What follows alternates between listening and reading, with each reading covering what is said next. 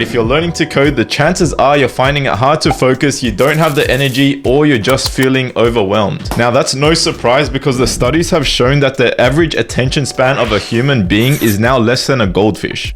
So for most of us, the reason why we can't learn to code is not because we're smart enough, because I've seen 14 to 16-year-olds learn to code and land jobs. It's because we literally just can't focus for long enough to actually understand what's happening. But there are actually a few simple steps that literally anyone can do that are proven to help you focus and help you succeed. So in today's video, what we're going to do is go through the 8 simple hacks that I've personally implemented to go from having no idea how to code, struggling to code for 5 minutes per day, to learning to code in 6 weeks and landing a job. And I still use these hacks to this day to run multiple successful companies. And also at the end of the video, I'm going to show you what I do when everything else fails. So let's get into it. So for the first step, we need to build our rocket. I want you to imagine you're standing on a launch pad, and when you look up, you see 2 distinctively different rockets. The rocket on the left that you're looking at is smaller and it's just designed to have enough fuel to get into Earth's orbit. This rocket's mission is just to circle Earth a few times. Now I want you to imagine the rocket on the right. This rocket is 2 times as tall and 7 times as heavy as the rocket on the left. This rocket's equipped with all the thrusters, all the gear, all the fuel to propel out of Earth's orbit. And what you're looking at is a moon rocket. So the moon rocket obviously has the capability to go much further. Now what I want you to understand is what's the difference between these 2 rockets. The simple difference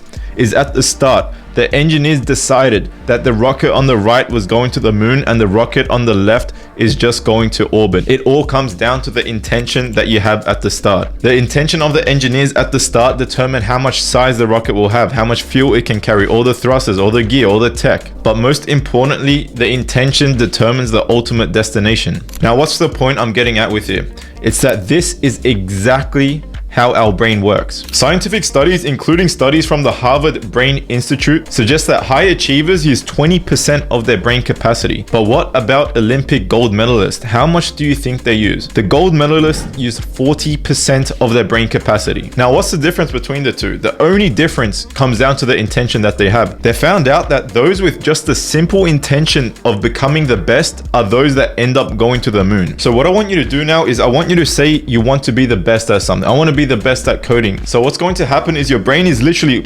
automatically, you don't need to do anything. Your brain's going to build the moon rocket for you. All right. It's going to build all the thrusters, the engine, all the tech, and it's going to give you the 40% fuel that you need in order to be the best. So before we do anything, we need to make sure we have the intention that we're going to be the best in the world. We're going to spend more time doing this than anyone else in the world. We are going to be the best and no one's going to beat us. Write that shit down on paper, stick it on your bedroom wall. I literally have this paper right here saying I'm going to be the best at helping people get to 10K per month. It will literally take you a minute to do, but I can guarantee that as soon as you do this, your brain's going to start to build the moon rocket and you're going to feel instantly, you're going to feel more motivated and that you actually have the confidence to achieve what you want to achieve. So once you have that, now it's time to use the 5-2 rocket launch method, and this is what's actually going to get your rocket started. Now what you need to understand is that when a rocket is going to space, it really only needs to put its thrusters on for around 8 minutes, all right? And then it escapes Earth's gravitational pull, and then it's just chilling, all right? Then it's just going around the Earth. And again, very similarly, our brains work in a similar way.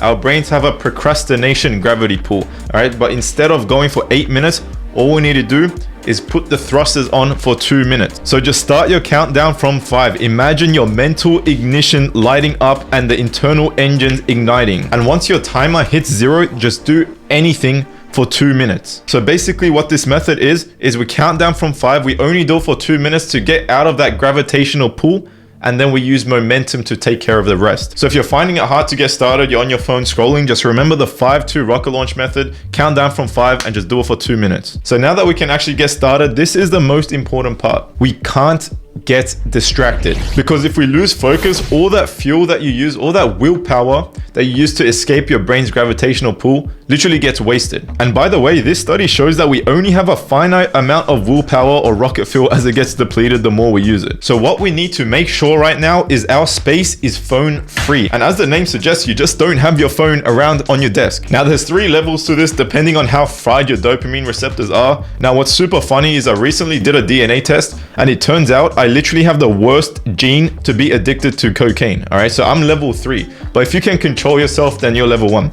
So basically what level 1 is, you take the SIM card out of your phone. All right, you got the little key, You take that shit out, you put your SIM card somewhere in your house, you put your phone somewhere else, and you put that key somewhere else. All right, so you got 3 pieces of the puzzle.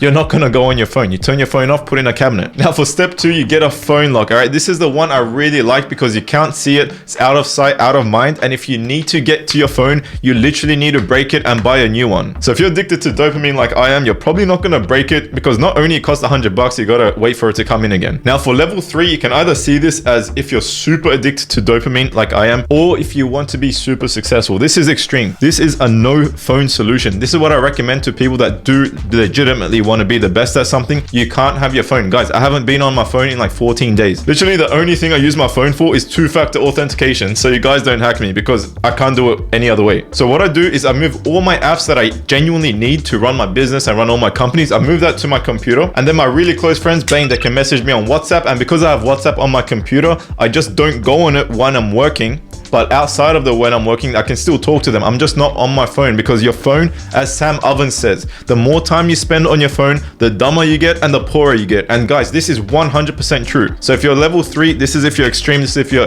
addicted to dopamine. This is if you want to do a detox. Level 3 is what you want to do. And just so you actually take this seriously, a study by Gloria Mark, a professor from the University of California, found that it takes an average of 23 minutes and 15 seconds to return to the task after an interruption. And this is why having a phone-free space is actually so important, because if you check your phone any 20 minutes, guys, you're not getting shit done because it takes 23 minutes to recover from your distraction. So right now we built our rocket, we launched into space, we're not getting distracted by our phone, but guys, we can still get distracted. And to protect ourselves, we need to install the Trident defense method on our rocket. And basically what the Trident defense is the only 3 softwares you need to never get distracted ever again. So you can try this out all for free. Number 1, Focus Me. And what I use this for is to block out all that bullshit that you don't want to go on again. So for example, I don't want to go on chess again. I just blocked it. I'm never going to be able to go on it again unless I message the support team or buy a new laptop. All right. And I'm not doing any of that. If you're addicted to video games, you know you should stop playing it because you want to get rich and video games aren't making you any money. Guys, block that shit right now. I'm telling you, I've never heard anyone that actually quit video games and said, David, I got more depressed when I quit video games. I've never heard that before. Everyone that quits video games is literally loving life. Anyone that says otherwise is literally just coping because they can't quit. They know it. Trust me, guys, you're not going to ever regret quitting video games. And if you don't believe me, just try it for 7 days, all right? And let me know in the comments what happens. And what I use for the second part of the Trident is Hey Focus. And basically what I use this for is all those apps that I need on my computer for communication and all that stuff, but I don't want to use while I'm working. So typically it's all the social medias here. It's all the communication apps like WhatsApp, Discord, YouTube, all that stuff. And believe it or not, I still talk to people. I still socialize. I just don't do it while I'm working. And the third one is called Brain FM. Guys, I don't know what it is. I don't know the science behind this shit.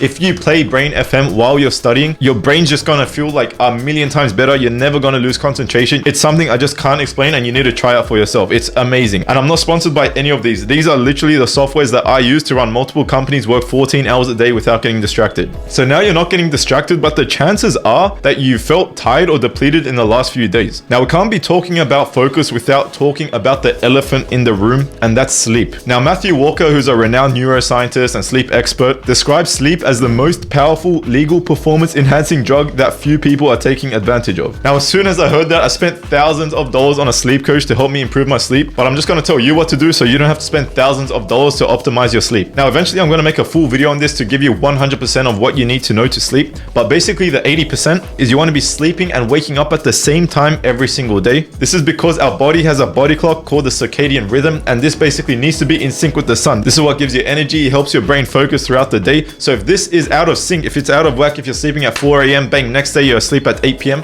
this isn't going to work. Your brain's going to be all over the place. Your brain doesn't know when to be fired up to actually focus. So this is the most important one, and it's also the hardest one. And I'm at a point in my life where I'm so dedicated to becoming the best, where I'm not even going to go out if it means I'm going to be outside of the house at 8 p.m, because I sleep at 9 p.m. every single day. It takes me about 10 to 20 minutes to fall asleep, and I'm up at 5:50 a.m. Now the next one's super obvious, but I can't believe how many people don't actually do this, is to improve your sleep environment. So if your mattress is ass, then get a new mattress. If your pillow's ass, then get a new pillow. If your blanket's ass, then get a new blanket. Even the pillowcase, I swear, when I bought a new pillowcase, my sleep probably improved by like 20%. And if you're interested, the pillowcase is called Slip. And again, I'm not sponsored. This genuinely improved my sleep a ton. Now for the final thing, and this is if you're struggling to fall asleep, you need to make sure that you're winding down properly. And I mean, no devices 1 hour before bed. I mean, no drinking 2 hours before bed. I mean, no eating 3 hours before bed. All right. All of this stuff is proven to mess up your sleep. So if you're not doing this, then you're in good shape. So you might be so addicted to dopamine that you don't know what to do if you're not on your phone 1 hour before bed. What you can do, and this is my favorite, all right, ever since I started doing this, is improved my life so much. You can start journaling. And this is point number 6. So basically, if you're just sleeping for 8 hours a day, then most likely you're fine, because that gives you around 80% of your energy the next day. But again, for that extra 20%, you want to be journaling. Now you're probably thinking, oh, what's this bullshit? I can't be bothered for this. You're just going to skip to the next point. But trust me, this has literally changed my life. If you force yourself to write 3 pages per day, maybe 1 page in the morning, 2 pages at night, what this is going to do for your brain is very similar to when you have a bunch of tabs open on your computer and you just close it. So when you have a bunch of tabs, your computer's slow as hell, it's heating up, all right, all this bullshit's happening. And very similarly, when you journal, it's like closing all that tabs so your brain's fresh. And basically, there's actually science behind this, and it's called open loops. And basically, when you're journaling, you're closing the open loops because you're writing it down and it's getting it out of your brain, because our brains actually aren't meant to store that much information. Some great journaling questions for the morning is to write down what you're grateful for, what would make today great. You can also have an affirmation, and at night you can basically review your day, list some highlights, list what you learned, but most importantly,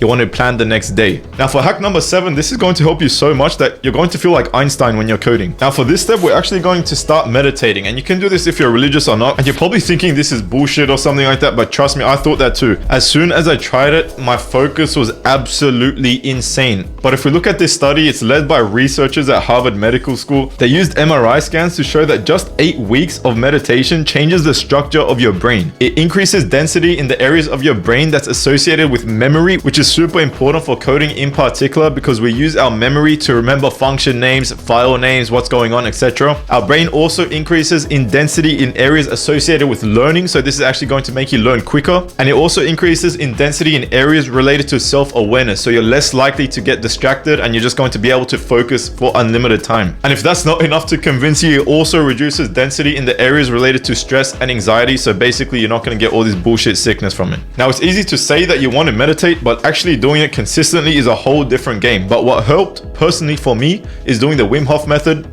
And I actually have the book over here. All right, this is probably one of the best books I've read related to meditation. Now, basically all you're doing is breathing in deep 30 times, all right? Filling up your lungs. And on the 30th time when you exhale, you hold that shit, all right? And then as soon as you hold it, you don't want to force anything, otherwise you'll pass out. Breathe in one more time, and then hold that. All right, so basically what you're gonna find is this increases the oxygen saturation in your blood. And what I love to pair this with is a cold shower, because this basically gives you immunity to the cold. Now, before you do it, if you have any health problems, then read this book, because there's shit you can do if you have cardiovascular problems. And there's so many benefits of having cold showers. And yes, I know not all successful people shower cold, but there is not one person that showers cold that I personally know is not successful. They're either extreme successful athletes, they're either in the top range of entrepreneurs making millions and millions and millions of dollars per year. And cold showers is actually the next hack to increase your focus. Now, if you're a pussy, basically what you can do, you can just do it for 30 seconds, do that for a week, and then the next week you increase it by 30 seconds. So you're doing 1 minute. The next week you do 1 minute 30. The next week you do 2 minutes. In the book, the Wim Hof method basically says you can start off hot and then you turn it to cold. But what I do is I just do straight cold. I'm like, how bad do I want this shit? Bang, jump in. So I genuinely feel like I have unlimited focus and I can work 14 hours, no problem. And all I did was change my sleep and my morning routine. So in the morning, what I do is I pray. I'm a religious person. Then I jump straight into journaling. All right, I get all the thoughts out of my head, and then I do 30 Wim Hof breaths. And what that does is it gets me in a meditative state. It also increases, again, the oxygen in my body, so I'm less prone to cold. So it's not as much of a shock when I jump into the cold water. Bang, cold shower for 2 minutes. I drink 1 liter of water get some sunlight. And what the sunlight does is when it comes into your eyes, it tells your brain, all right, yo, it's the morning. All right, it's time to get some energy. It's time to wake up. And it's easy to do it for one day. But if you can do this every single day, then I'm going to be seeing you at the top. So right now you have all the pieces of the puzzle to learn to code with unlimited focus, but you probably don't know how to make money from coding. So you should check out this video because I broke down step by step what you need to do to get rich from coding without getting lucky. So I'll see you there.